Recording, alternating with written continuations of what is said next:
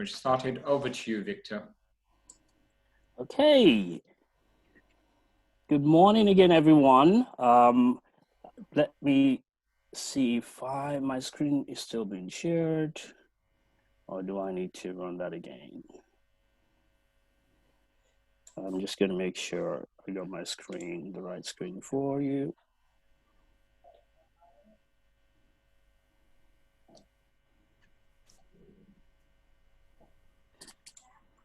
How's it looking? All good, Victor. Yeah, super. Okay, so I have a task of getting everyone into PRINCE2 Agile in a 20-minute time box. Now, that's one heck of a task. Well, we're going to give it a good go. Okay, so we're going to look at best practice methodology for projects. I think it's always important to lay this out right from the start. The PRINCE2 Agile guidance is for managing projects. So hopefully we'll be able to clarify where each of the Agile frameworks might sit within the context of PRINCE2 Agile as we go along today.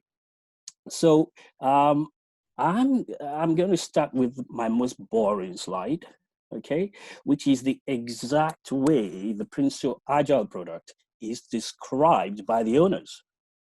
Axelos are saying to us, it's the world's most complete project management solution.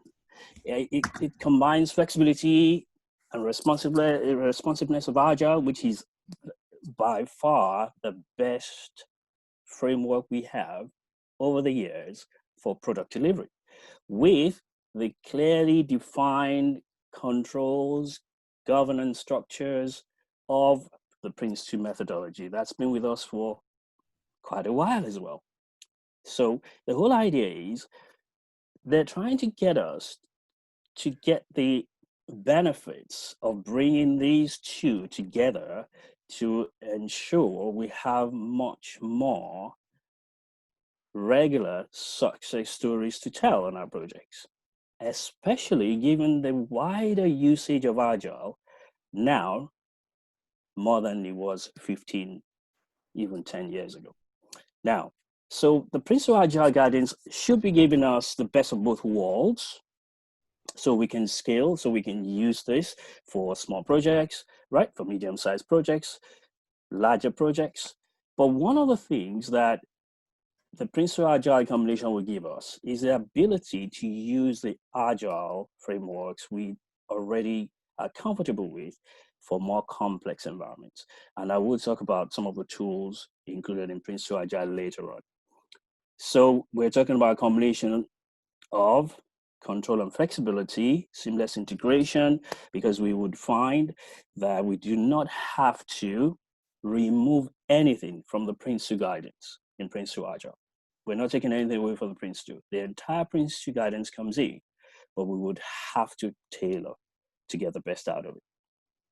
We will be using best practices of today. What does that mean?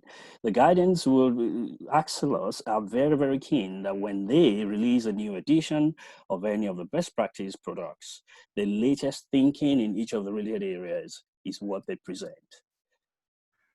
Improved capability to react and adapt, that should be one of the key benefits of bringing these two together. So I just said to you, I'm talking about my most boring slide. So the others should be a bit more exciting, right? Alim, are we allowed to tell stories? Absolutely. The more stories, the better. Go for it. You know I'm going to tell it anyway, regardless of what you say, right? So I was being a bit nutty. Okay, so I'm going to tell a story quickly, very quickly, of a kingdom of loaf. Okay, so once upon a time, in fact, before time began, there was a kingdom called Loaf. That was a strange thing about the inhabitants of this kingdom. They loved bread. They ate bread every single day with virtually every meal. Something in their DNA craved bread. And interestingly, this was an era when leaders actually believed that they needed to look after the people. And all the bread that the kingdom would need on a daily basis was actually provided by the king. In fact, the king himself was a master baker. And the king fed the people of the kingdom through his bakeries. Incredible stuff.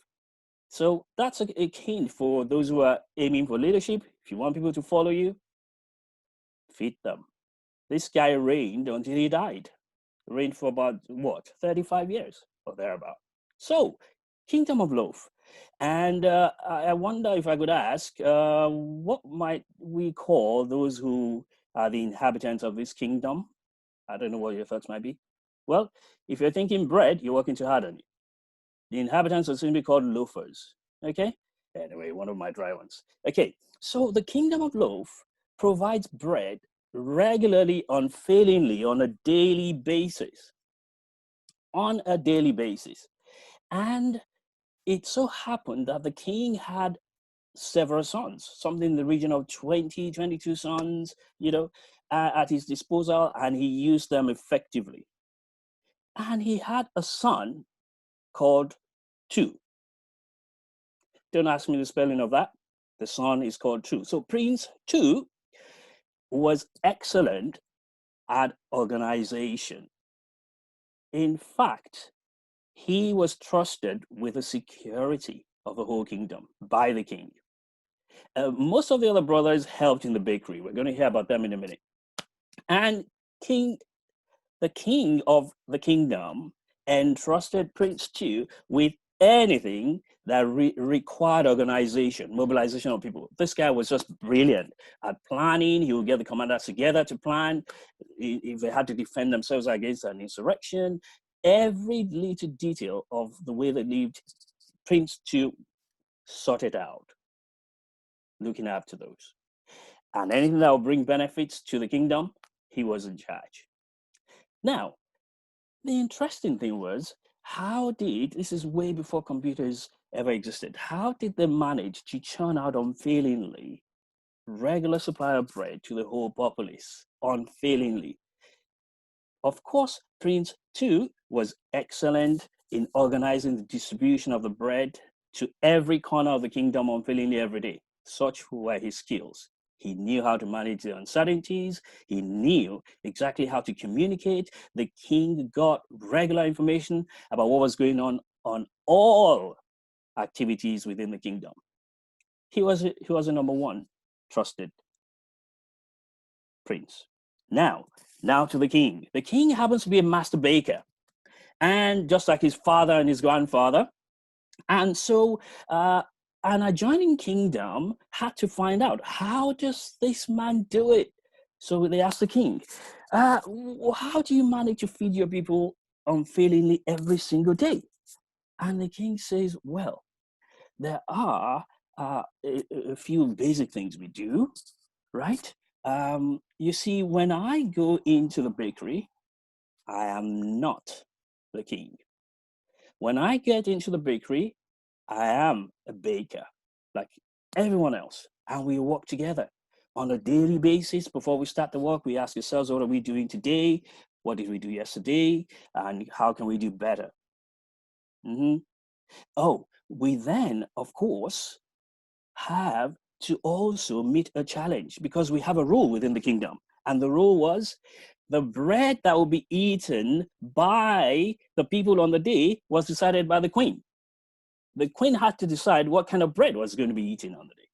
So that's an interesting one, the interviewer asked, because we understand that sometimes the queen doesn't even have a clue what kind of bread should be eaten on the day.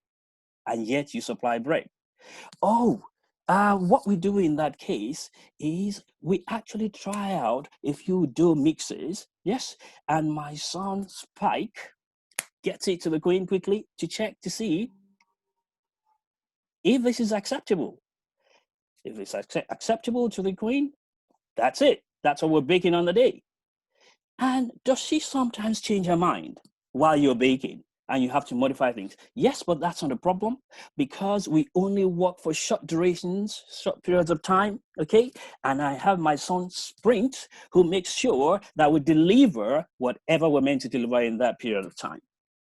And I have another son whose job is totally focused on making sure the bread flows through the system effectively. And he's always warning us, the bread can burn, the bread can burn, the bread can burn. And so we nickname him Kanban. Ladies and gentlemen, if you want more of that story, I can provide a little bit more. Folks, effectively, we are bringing together the skills of the king, and that king's name, you might have guessed, he was called King Agile. We're bringing together this ability of the king to respond to changing needs and deliver on time with PRINCE2's ability to organize, to use necessary controls, to actually ensure that areas that always affect all projects, like risk and change and planning, are executed properly. So the rationale for bringing these two together is, I'm afraid, going to be about food again. I just love food. So when I saw this in the Access guidance, I just thought, yeah, this is my language. Okay. So sorry to make you hungry, ahead of time. Okay. So we have a cake here, and the layers are actually significant. Every single project environment is a delegated environment. We just had a session on governance. I don't know how many people were in that earlier. And your governance isn't going to be a flat level. We will have layers. And therefore, if we take the project environment as 3 layers, of course, the topmost layer is where the project board, your steering committee would sit. They are to provide direction, right? The project manager is in the middle level, day-to-day management of the project. And what project does not need products? And the third level is where we're creating the products. Agile has by far been the most effective set of frameworks for us at the product delivery level, especially when we want to respond quickly to change, we need to get to market quickly, perfect. But a lot of Agile frameworks are actually focused mainly on product delivery and will not necessarily provide the governance and the controls needed at the higher layers. Whereas PRINCE2, very strong at the top 2 layers. So when we fuse the two together, it allows us to scale. Why? Here's a big one, folks. These two are principle driven. The principles behind PRINCE2 are non-negotiable. And therefore, we will follow principles like tailoring to suit the project environment. We will follow principles like there must be clearly defined roles and responsibilities. And that allows us to scale appropriately. We respond better to change. Agile embraces change. That's a behavior we expect our teams to exhibit. And so we get good governance, and yet we get flexibility and pragmatism. What would the PRINCE2 Agile add to PRINCE2 then? Okay, if we, for those of us who have an exposed to PRINCE2, in one way or the other, what would the PRINCE2 Agile bit add? PRINCE2 has been reasonably successful. Well, a key element of the extension, if you like, of the capabilities of PRINCE2 comes from the fact that every PRINCE2 project should be seen as an opportunity to actually manage these elements on the screen, these 6 elements on the screen, and manage them effectively. They are the performance criteria. Our projects have failed or have succeeded based on how we tackle these. They are also the 6 elements of tolerance. We don't live in a perfect world. Our project plans focus on mainly, not only on those, but mainly on the 3 at the ends of the triangle and how we will address those on a daily basis.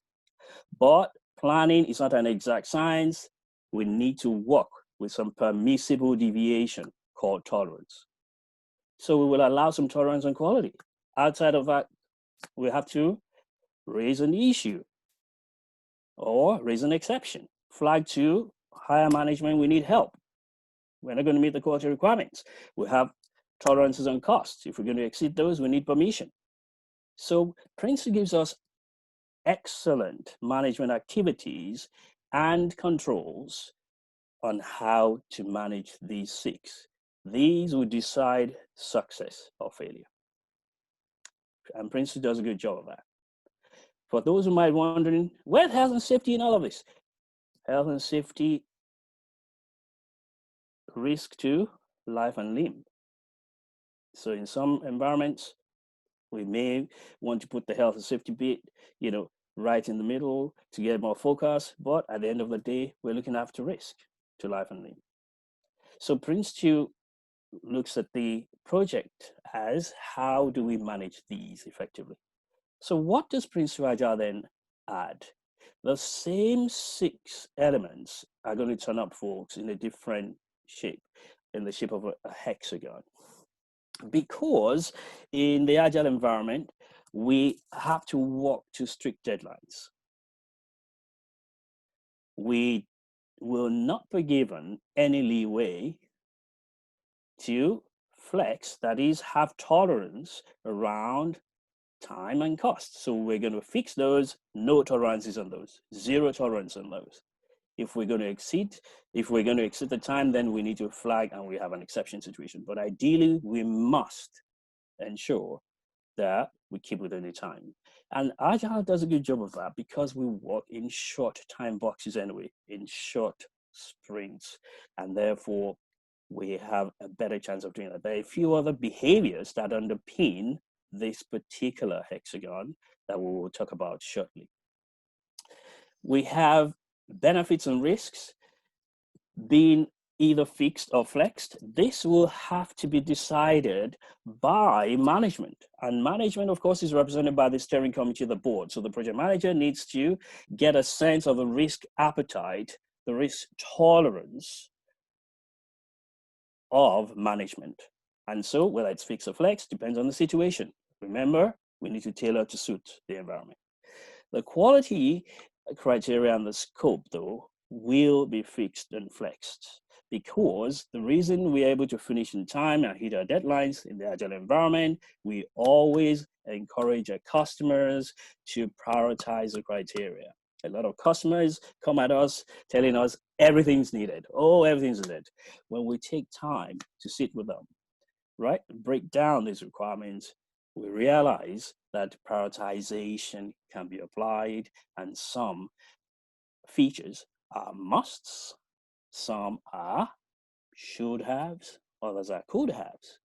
And so the fixing and flexing there does allow us, again, to give the customer what they want, because we're going to be giving them feedback regularly anyway, and ensure that we also keep within the scope bit. So this is the extension to the original 6 that PRINCE2 helps us with. With PRINCE2 Agile, therefore, the benefits on the left-hand side, the left half of this diagram, are extended to include the right-hand side. So effective scoping in PRINCE2, why? PRINCE2 is hot on planning. A lot of people may not necessarily pick this up because we already use our MS projects, Primavera, our tools for planning. PRINCE2, if you follow the guidance on planning in PRINCE2, you will manage your scope better. Robust governance, clear instructions or guidance on how to ensure all your key stakeholders are represented on the project. Poor representation of certain stakeholders spells trouble on most projects for us. Clearly defined reporting. We do not generate reports or documents for the sake of it. Every single document has its purpose, clearly stated. You would have a template in the PRINCE2 guidance. You can tailor that to suit your environment. And of course, effective management of risk. PRINCE2, if you don't have a ready risk management procedure, there's one there that works quite well. Adding PRINCE2 Agile into the environment now brings the whole realm of benefits, including transparency. In Agile environments, we use things like rich communication, right? We use things like bond chats. We display our progress on the wall. We're not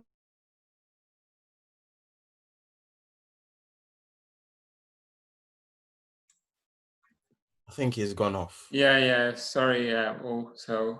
Victor's gone off. Let's give him a few minutes to come back. But we were nearing the end of the presentation part anyway, where I think there was maybe one slide left. So let's give Victor a chance to join back on. We can cover that and then go into the questions and answers. As things stand, I have 3 questions that have been submitted in the chat. Perhaps just use this opportunity to post additional questions, and I'll raise these on your behalf. Okay. So let me see, I'm just admitting some people in. Let me see if one of those is Victor.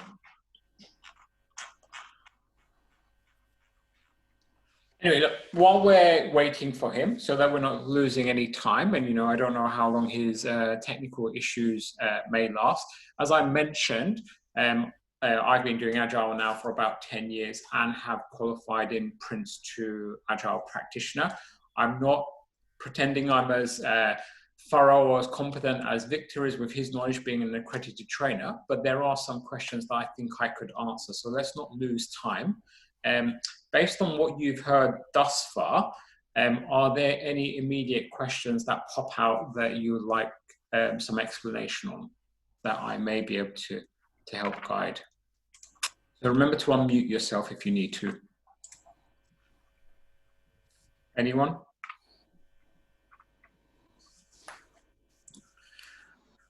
Alim, this is Ahmad and the team. Hi, Ahmad. I have a question because I'm working at the moment in acquiring Agile certified practitioner from PMI. Mm-hmm. And now we are presented with PRINCE2. Mm-hmm. So what is the criteria of selecting one over the other? I mean, worldwide, the PMI is more recognized than PRINCE2. PRINCE2 is more recognized in Europe, mm-hmm. and so on.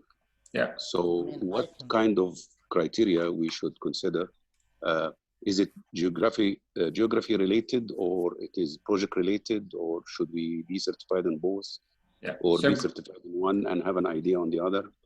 Yeah, so great question. Thank you for that, Ahmad. And I know Tola will want to come in, but let me just first mention that later on today, I think in a few hours' time, there's also a certification session which will cover exactly this question. So in terms of more detail, more around any certifications, that will come up later. But let's pick it up now in this session that we're having as well. So Tola, do you want to go first? Because I have a view of that. Yeah, go on. Yes, we've also got another session as well on Thursday, which actually looks at the various ways of actually entry from a certification point of view. The first thing I would like to point out, and sorry for what's happened so far, is the fact that you've got your body of knowledge, which is the PMI, and you've actually got your methodology, which is your PRINCE2 Agile. The body of knowledge gives you a broad understanding of project program management, whereas the PRINCE2 gives you a methodology which enables you to sort of structure your your approach in which you project manage. So that's the difference. One's a body of knowledge and one's a methodology, and the methodology gives you consistency of approach as well as consistency of language and consistency of how we do things. So they're two different things in which you're trying to establish from a PMI point of view.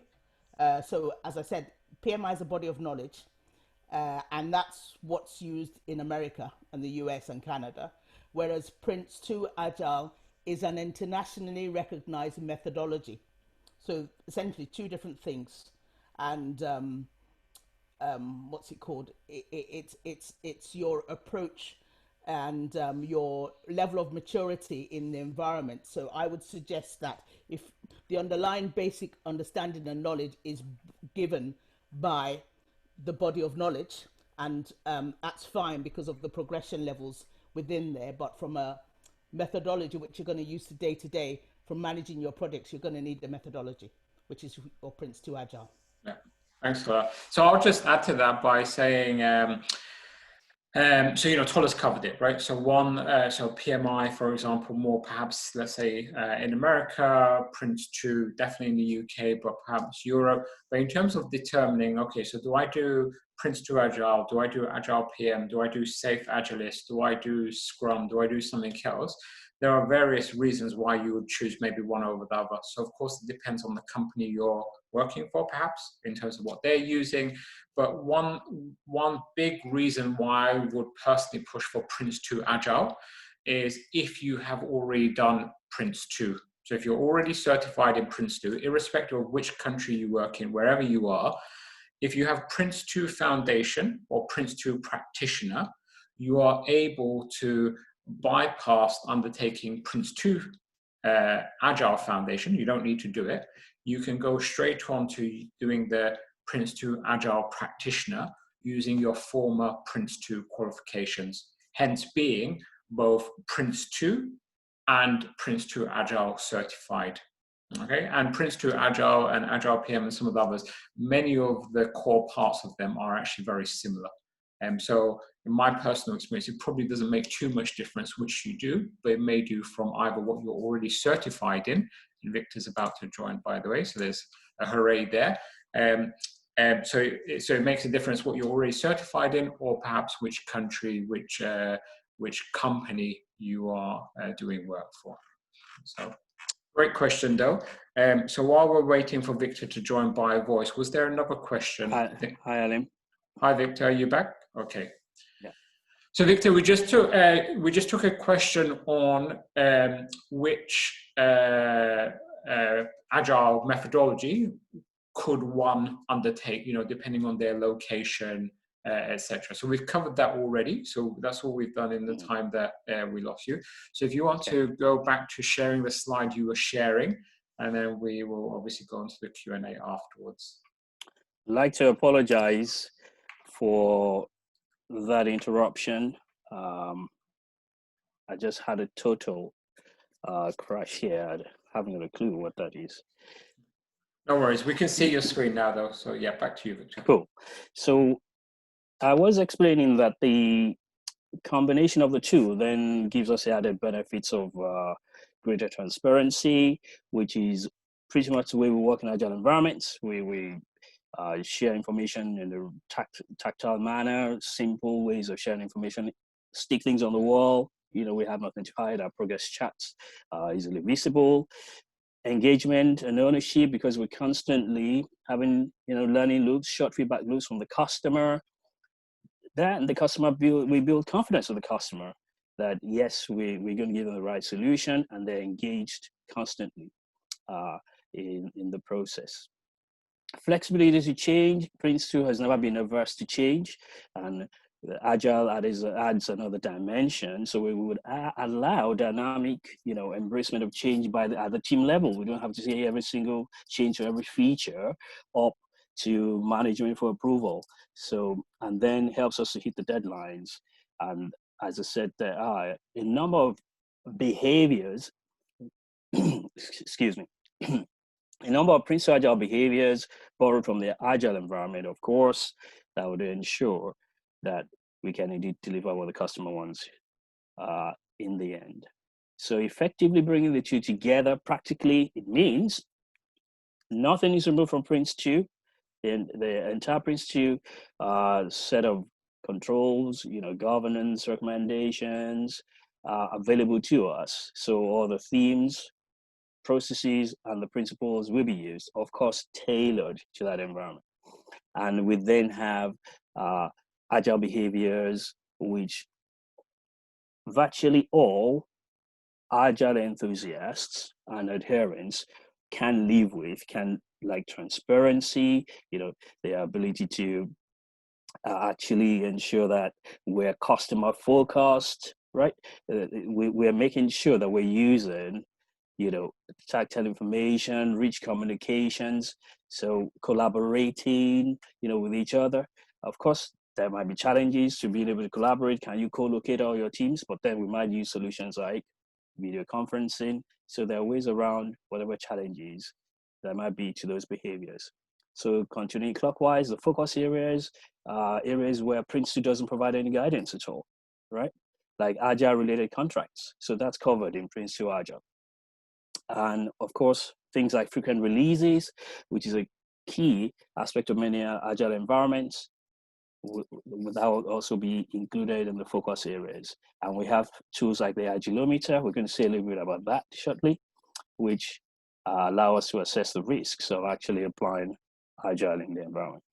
Agile techniques are embraced here, surprise, surprise, time boxing, use of user stories and epics, the typical estimating techniques. So empiricism is what we embraced in most cases. So these are things that a lot of Agile, practitioners will be able to recognize. And we have other concepts, of course, like working in a specific manner, in a way that ensures that we constantly have feedback loops from the customer. So we have different feedback loops. So we embrace feedback loops from lean startup, build, measure, learn, and other feedback loops as appropriate. And of course, the Agile frameworks are all welcome. We would have to decide which Agile framework is suitable. So an organization to which I provided some consultancy, the warehouses were using Kanban, and of course, and you were using Scrum in developing their mobile software, mobile apps, and they were PRINCE2 Agile house. So allows us to combine the different Agile frameworks as appropriate. So still on practicality, there are quite a few practical tools that within PRINCE2 Agile, but I'm going to just talk about this one and then we go to questions. The Agile Ohmmeter, I think it's actually nice to call it the Agile Ohmmeter, is to check how ready is the environment for Agile, because Agile comes with starting, behaviors that we expect the teams to embrace. It comes with an understanding of the way we expect customers to elicit requirements to us, but they may not necessarily be ready. Not every organization can understand the need for breaking down the requirements and prioritizing them. Not everyone is there yet. So this is a good tool to check. Are your customers, are the people we're going to be working with, are they actually in tune with this new way of working? It might represent a total paradigm shift for them. And therefore, it's a good idea in the early part, before we dive into a project, that we check the key areas covered by the Agile Ohmmeter to say how flexible is the customer or what's being delivered, how likely are they to prioritize, and perhaps use prioritization techniques like Moscow, so that we know exactly what are the must-haves and what are the should-haves, and what level of collaboration, right, might we have between the teams, right? Ease of communication, what's that actually going to be like? How is it for communication to happen? Now, the idea is when we do this as project managers, we engage with key stakeholders to ascertain what level should this slider be for each of those. So level 1 being the lowest, level 5 being the highest. And if we ascertain that we has to be a level 2 or one of them, then the natural question is, what do we do to be able to move this slider forward? Do we provide training? Do we provide coaching? And so this is a pretty good way to actually check how Agile ready is the environment. And we wouldn't just do this when we start the project. It's something we would have to do at intervals as we go along.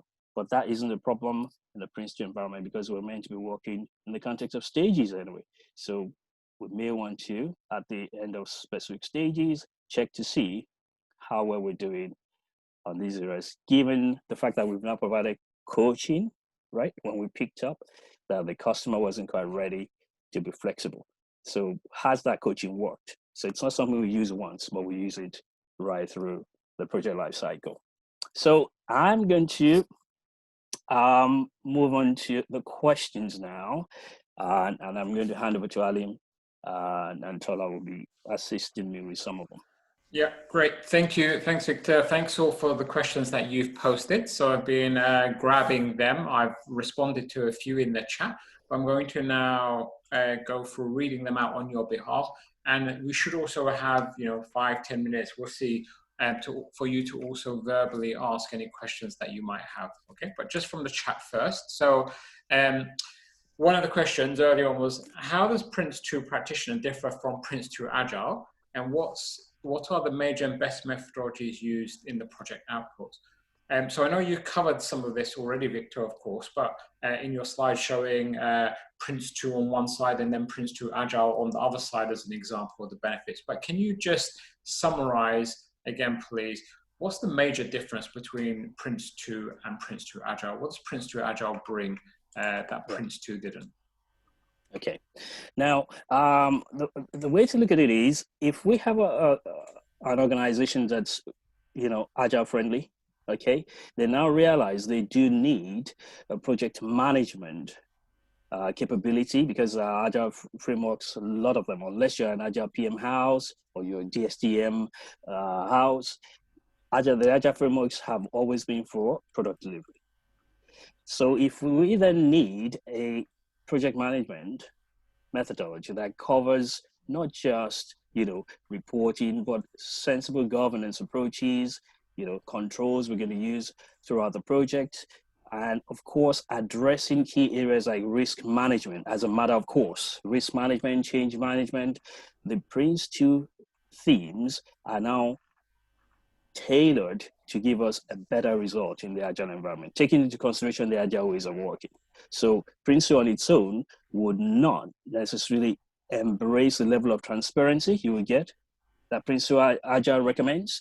It would not necessarily insist on the use of rich communications, right? So it's tailoring what's already existing in the PRINCE2 guidance to give us better results, where Agile is the best product delivery mechanism to use. So wherever Agile is the best product delivery mechanism to use in terms of managing the project, PRINCE2 Agile gives us a brilliant set of processes, which are the activities, the themes, which are the things you cannot ignore, and of course the guiding principles.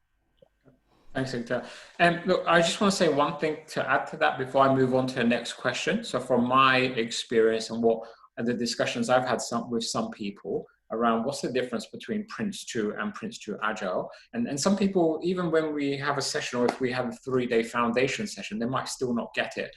And that's because I think a lot of people, when they were using PRINCE2, were actually using it in an agile way anyway. So they were doing the rich communication, or they weren't waiting to the end to do some delivery, right? Weren't waiting 12 months to show some output of whatever the project was. So they were doing it in sprints perhaps.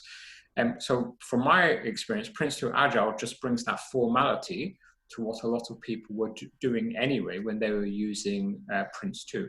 But we also know that some people were using PRINCE2 with lots of bureaucracy and red tape and documentation and not delivering anything for 2 years. So PRINCE2 Agile, hopefully, will get those people to change their behaviors. Anyway, let me move us on to the next question, if I may.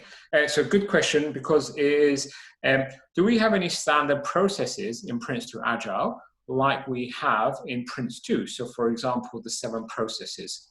So again, some clarity is needed around PRINCE2 Agile, PRINCE2. Okay. One of the things we make clear when we start a PRINCE2 Agile course or workshop is nothing of the 7 principles in PRINCE2, the 7 themes, or the 7 processes, nothing is removed. So all the principles, all the themes, all the processes are still relevant, but you would do them differently. Why? It's an agile environment. So you would tailor them. And that's what the guidance does well. Gives us mechanism for tailoring to suit exactly what you have in place. So everything, all the processes are there. So I always claim that Prince2 comes with a complete package because it says to you, okay, we got 7 principles which are mandatory. You can't argue against them in terms of sensible project management. You got the themes, which are the essential ingredients. You cannot leave them out. That includes things like change, managing risk, managing your business case. And hey, what do I do to then satisfy those principles and look after those ingredients, the processes? So the whole package is there, and the whole package is available in the PRINCE2 Agile environment. Okay, great. So there are some other questions, but I think we've covered them either in your presentation or even in some of the discussions already, such as, why Prince2 over PMI and where is it used, etc. So let me just move on to a great question around how best to ensure that short-term agile deliverables are aligned to the long-term strategic goals. So I think a great question, one that comes up often, in that if we're doing things in this kind of sprint short-term, but how does it align with a project that needs to be over a year or 2, perhaps? What's your thoughts around that? And Tola, you can come in onto this afterwards as well. So Victor, if you can go first, please. Yes, that actually is a pretty good question. It's quite a challenge because the product delivery level, you're focused on shorter time scales, okay, and whereas at the higher management levels, of course, the focus is on the business case, longer term strategic objectives. So should we expect automatically that product delivery teams actually they care about when the benefits are going to accrue, after the project's finished? The way to approach this is to tie in certain key agile ways of working. In a lot of agile environments, there's something called the minimum viable product. Okay, now in Prince2 Agile, we must mention that within the business case, so that gives a link between those who are delivering, right, and those who are making the decisions on whether this remains strategically relevant in the long term. So through things like that, including an MVP in the business case, we can create that, link between the delivery teams, right, and the higher levels of management that are looking at what we're doing and saying, do we still want to keep funding this? Is it still in line with our strategic objectives? So there are a number of, and that's just one of them, there are a number of things that creates that link. Yeah. Okay. And actually, Tola, do you want to come onto that in terms of agile and long-term? Yes. Mm-hmm. I'll do that. Essentially, I think what we've got to understand conceptually is you've got project management and you've got project delivery. Project delivery is within the project management realm, and therefore within the project management, when you are defining your business case, you are defining your your incremental deployments, and you're defining your iterations as well as part of all that process.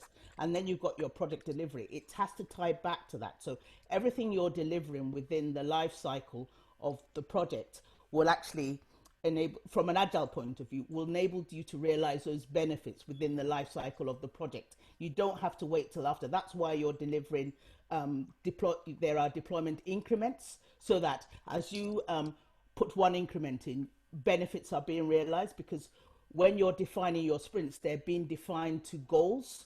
So you define the goal, and the goal actually identifies what the benefit is going to be. And when you deliver that increment, you have delivered a benefit within the life cycle of the project. Then you deliver another increment, which adds to the benefit. So what the project manager is always doing is ensuring that your goals, your deliveries are feeding back into the business case. So you don't lose sight of the fact that what the goals and objectives are in the business case, because that's the role of your project or your delivery manager in conjunction with your Scrum Master who is delivering the products. I hope that explains things. Yeah, thanks, Tola. Okay. That's why it's important to let decision makers know that with the Prince2 Agile, in the Prince2 Agile environment, we're more likely to deliver benefits early than if we were in the traditional project management environment. Yeah. Okay, let me move on to the next question, touching on product owners, etc., and governance, I guess, and the question that we've just had. So a question came in, which is, would the product owner role in PRINCE2 Agile be undertaken by the project manager? Okay. And this is like, I know it comes up, right? And a great question, and it's done differently, but yeah. No. One of the key challenges of bringing the two together is traditionally Agile frameworks do not have a project management governance structure. They don't need it. A Scrum team is for product development, right? So where the roles like product owner, Scrum Master are well understood in the Scrum environment, right? That's not lending itself automatically to the project governance structure. So we now have PRINCE2 coming in and pretty much saying, oh, here's a governance structure for the project.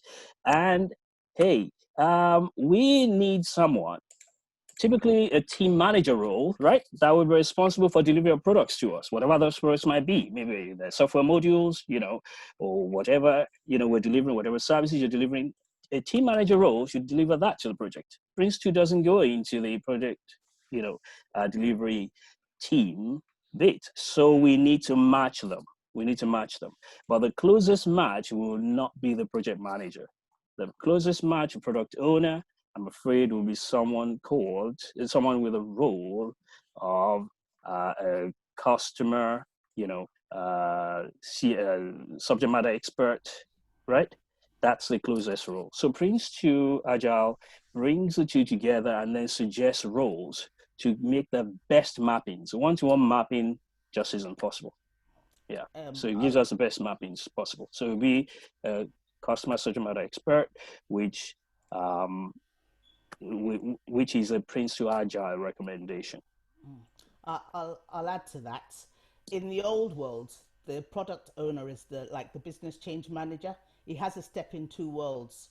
Essentially, he's within the business, he understands the business, and he acts as SME from a business point of view, but he's also got to step in the project, and therefore he ensures that those business needs are translated effectively within the project realm. So so he can't be the project manager. He's got to have that base business knowledge, and he's also got to be able to influence what's going on within the business in terms of the prioritization and the importance of the products which are being delivered. And that's why it's called the product owner. He can't be the project manager or delivery manager. So and that's the disparity. Yeah, thanks, Tola. And just to add to that, that's why the product owner needs to be close to the senior user, for those who are used to that term, right? Okay, so it has to be at that level, senior user. As Tola said, they must have a foot in the business sort of side of things and know exactly what the business wants. Because the product owner at the end of the day is the only one who can prioritize the product backlog. Yeah. And they are part of the team. Yeah. So. Yeah. So look, so there's a few more questions that I can raise that has come in the chat, but with about 10 minutes to go, what I want to do is just open it up to see if anyone has a verbal question, a question they want to ask verbally, or delve into one of the points that have already been asked, okay, if they just want more clarity. So let me do that now. So I'm opening up to anyone who wants to ask a question or gain a deeper insight into something that's already been said. So Justin, I think you've unmuted yourself.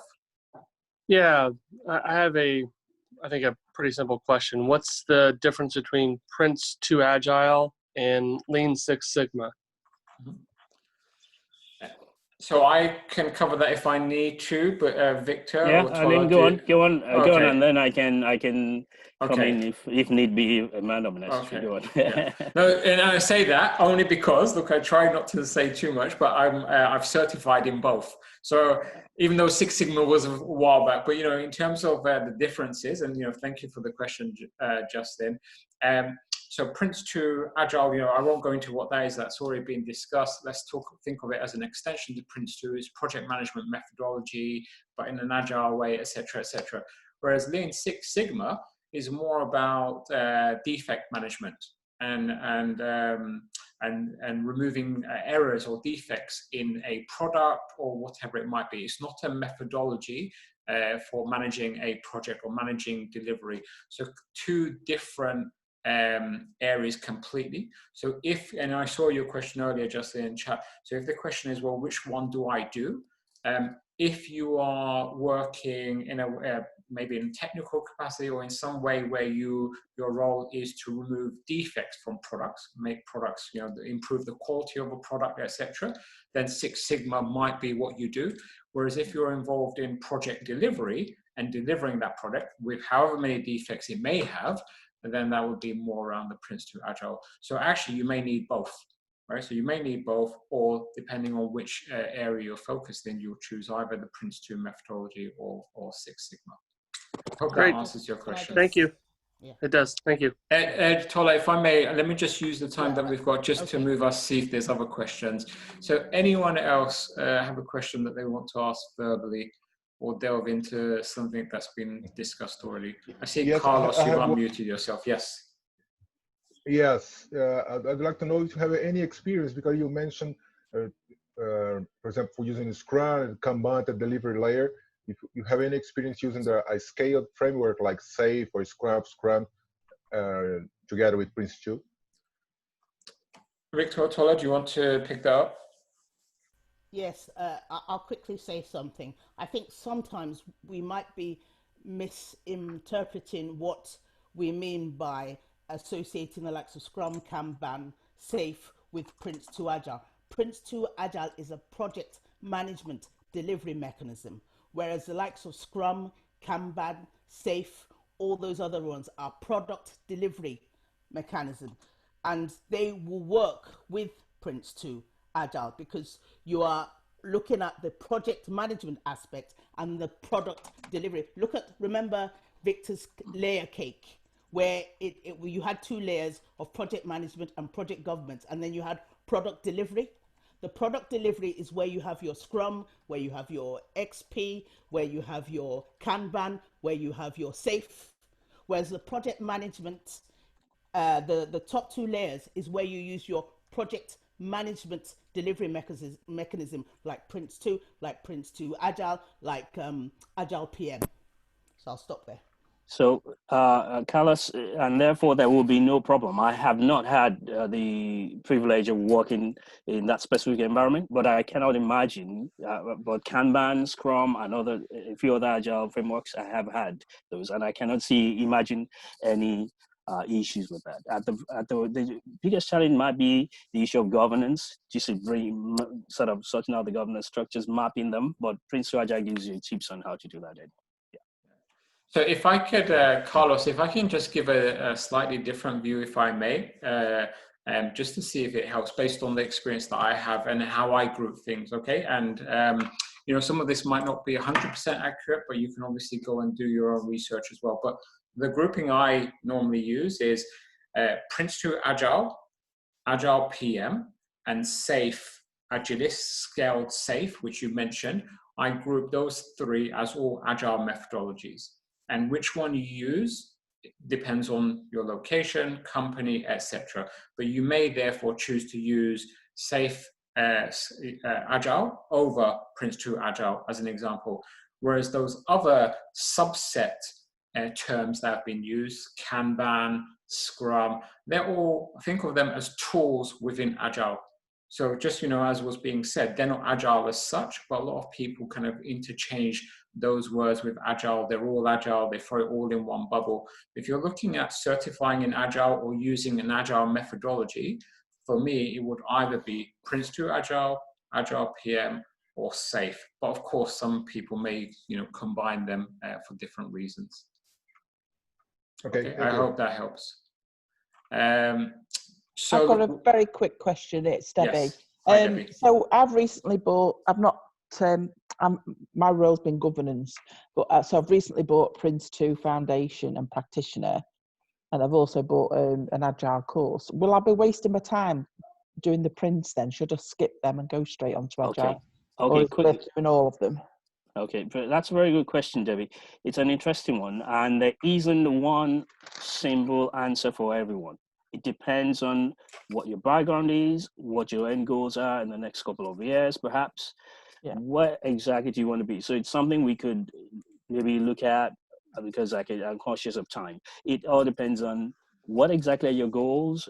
You know, how would you be contributing to projects? Are you a project manager? Are you a program manager? Are you going to be a decision maker? So Right, yeah. that would help. A bit more context would help.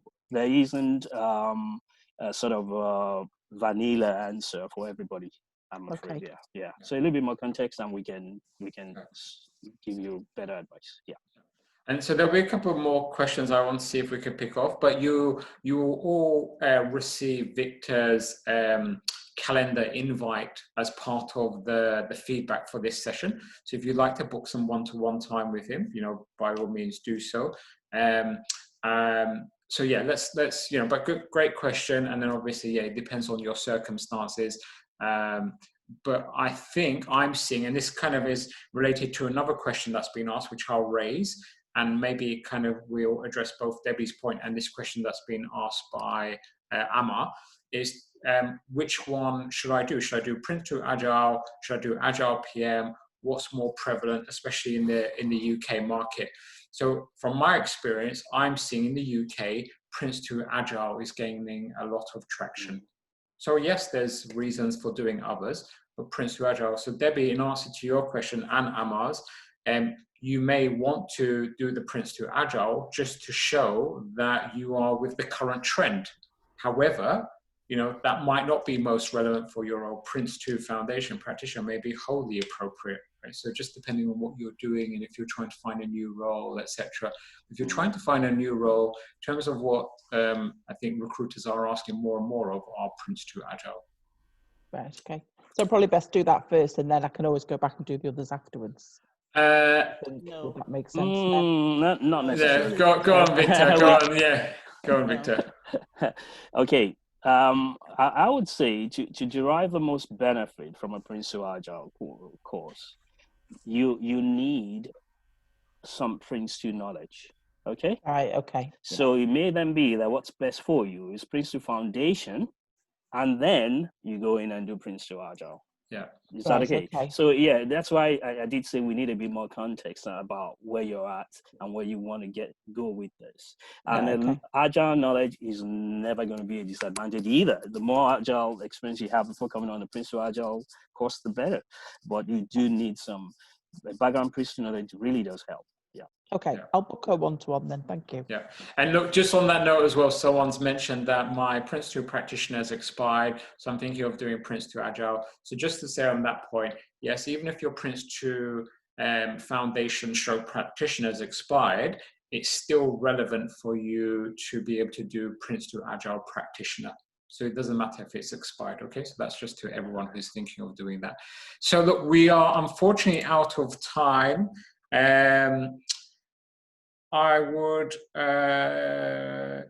I'd just like to ask one more question. So for those of you that need to drop, you know, fine, you know, please drop, but just one more question I'll ask on your behalf, and it's to do with risk management. So risk management is vital for the successful delivery of any project. To what extent can management stretch their appetite to accommodate unforeseen risks like COVID? So just, I guess, Victor, over to you as the final answer question around risk management and Agile and your experience around that, and even in Prince2. Okay.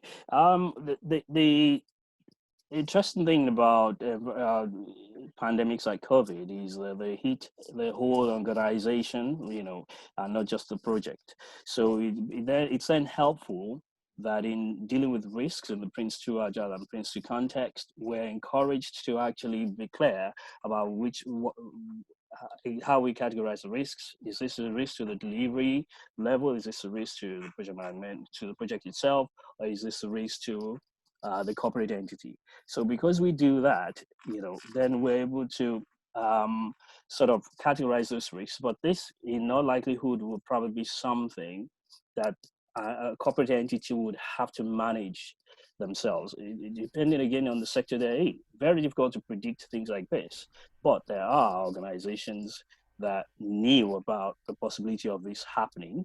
So it all depends on which space you're in sometimes. But it can be, it's possible that even from a project perspective, we're able to pick up on such risks if we're using the right procedures and then flag to management. that does happen, definitely. Can I just add to that? Yeah. When you look at risk, like Victor said, you have to look at risk in its 4 perspectives. You have to look at risk from a strategic level, that's an organizational level, from the program management level, from the project management level, and the business as usual level. Most of the time when we're actually just doing projects, we sometimes keep our scope to the project, but you've actually got to look at, based on the risk which is happening at your project, what is the impact at the business as usual level? What's the impact at the program level? What's the impact at the organizational level? And if you do that, no matter what happens in terms of risk appetite and what's happening in the horizons around you, like COVID, you'll be able to actually assess what those issues are going to be, or those risks are going to be. Thank you, Tola. So look, we have come to an end. Really appreciate all of your involvement coming together. A big thank you to Victor and Tola, of course. And we will share the slides, the presentation, and the answers to these questions with you all afterwards. Thank you very much.